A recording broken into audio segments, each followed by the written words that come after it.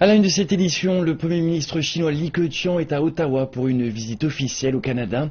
Il s'agit de la première visite au Canada d'un Premier ministre chinois en 13 ans.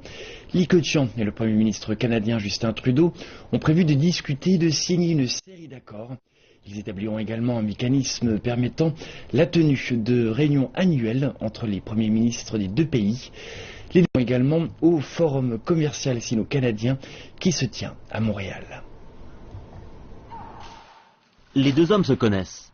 Le Premier ministre Li Keqiang a rencontré le Premier ministre canadien Justin Trudeau en Chine le mois dernier.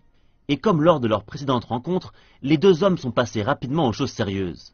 Et tout particulièrement sur la question du commerce. La Chine est le second partenaire commercial du Canada en importance, avec une valeur globale d'environ 50 milliards de dollars. M. Trudeau a déclaré qu'il s'était mis d'accord jeudi avec le Premier ministre Li pour essayer de doubler ce nombre d'ici 2025.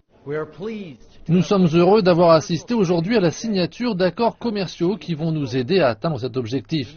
Nous savons qu'il existe dans nos relations commerciales un immense potentiel non encore exploité. Ce nouvel objectif commercial bénéficiera aux travailleurs et entrepreneurs canadiens tout en créant de nouveaux emplois bien rémunérés.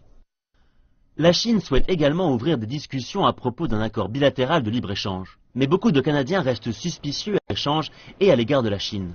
L'attitude ouverte de M. Trudeau vis-à-vis d'un possible accord d'extradition avec la Chine a déclenché une vague de critiques au Canada et une inquiétude à propos de possibles exécutions à la suite d'extradition. Un quart des nationaux chinois les plus recherchés par les autorités de Beijing se trouvent sur le territoire canadien. La Chine veut les récupérer et elle défend son système judiciaire. L'extradition requiert de la coordination et du consensus chez les deux parties. La Chine a signé un traité d'extradition avec plus de 40 pays, dont certains sont des pays développés d'Europe. La Chine et le Canada sont ouverts à une discussion sur ce sujet.